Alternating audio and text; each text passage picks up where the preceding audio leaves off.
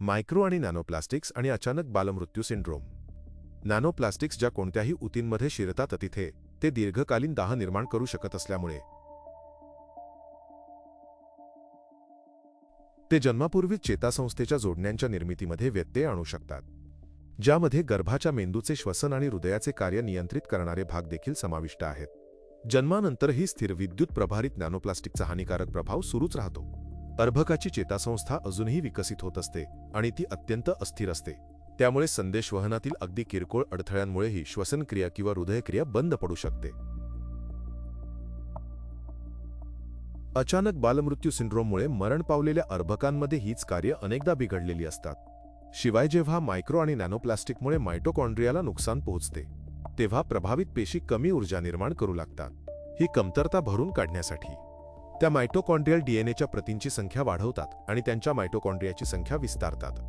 अभ्यासातून असे दिसून आले आहे की अचानक बालमृत्यू सिंड्रोममुळे मरण पावलेल्या मुलांमध्ये नियंत्रण गटांच्या तुलनेत त्यांच्या सेरेब्रल कॉर्टेक्समध्ये मायटोकॉन्ड्रियल डीएनएच्या प्रतींची संख्या लक्षणीयरित्या जास्त होती, ज्यामुळे असे सूचित होते की ही संख्या अचानक बालमृत्यू सिंड्रोमच्या बाबतीत बायोमार्कर म्हणून काम करू शकते. अशा प्रकारे मायक्रो आणि नॅनोप्लास्टिक्सचा संपर्क हा अचानक बालमृत्यू सिंड्रोमच्या विकासात तसेच अकाली बालमृत्यूस कारणीभूत ठरणाऱ्या विविध विकृतींमध्ये एक प्रमुख घटक असू शकतो.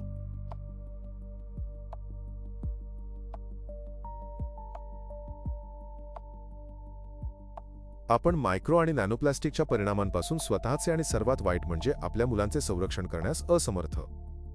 जरी रोग आणि मृत्यूची खरी कारणे अचूकपणे ओळखण्यास सक्षम असलेली आधुनिक निदान उपकरणे अजूनही सर्वत्र उपलब्ध नसली तरी आपण मोठ्या आत्मविश्वासाने असे म्हणू शकतो की नॅनोप्लास्टिक अनेक आजारांच्या विकासास हातभार लावतात आणि त्यांची वाढ अधिक वेगवान करू शकतात.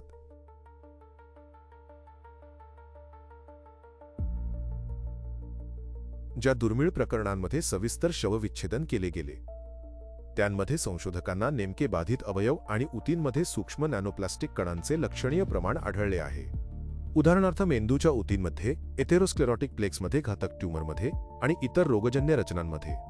परंतु दरवर्षी लाखो मृत्यू होत असूनही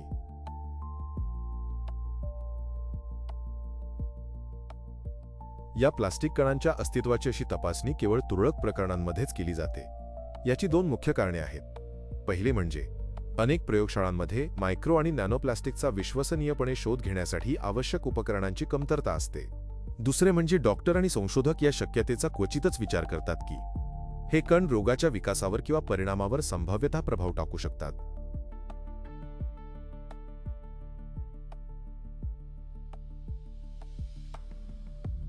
परिणामी वैद्यकीय अहवालांमध्ये नेहमीचेच निदान नोंदवले जात आहे, परंतु त्यामागे एक दुर्लक्षित घटक असू शकतो. तो म्हणजे मानवी शरीरावर होणारा मायक्रो आणि नॅनोप्लास्टिकचा परिणाम. मला समजते की आमच्या तपासाचा हा भाग ऐकणे तुमच्यासाठी खूप कठीण गेले असेल. विश्वास ठेवा, माझ्यासाठीही ते तसेच होते. परंतु मायक्रो आणि नॅनोप्लास्टिकचा आपल्या सर्वांवर होणारा परिणाम आपण दुर्लक्षित करू शकत नाही. हे एक संकट आहे जे आधीच सुरू झाले आहे.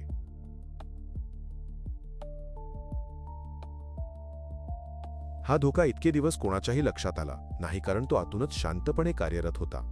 दररोज, आणि मी दरवर्षी किंवा दर महिन्याबद्दल बोलत नाहीये, तर अगदी प्रत्येक दिवसाबद्दल, आपल्या सभोवतालच्या मायक्रो आणि नॅनोप्लास्टिकचे प्रमाण सतत वाढत आहे.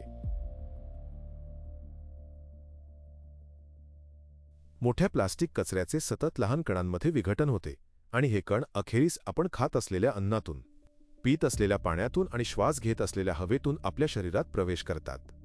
याचा अर्थ असा की प्रत्येक जेवणासोबत, पाण्याच्या प्रत्येक घोटासोबत आणि प्रत्येक श्वासासोबत मोठ्या प्रमाणात नॅनोप्लास्टिक आपल्या शरीरात प्रवेश करतात आणि आपले विनाशकारी कार्य सुरू करतात. आपल्या पेशींवरील त्यांचे हानिकारक परिणाम त्यांच्या प्रमाणाच्या थेट प्रमाणात वाढतात. आणि हे एक वैज्ञानिक सत्य आहे.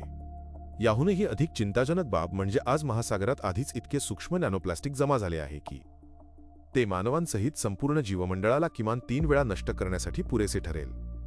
जेव्हा आपण इतक्या मोठ्या धोक्यांबद्दल ऐकतो तेव्हा त्यापासून दूर पळून जाणे ही आपली स्वाभाविक प्रवृत्ती असते.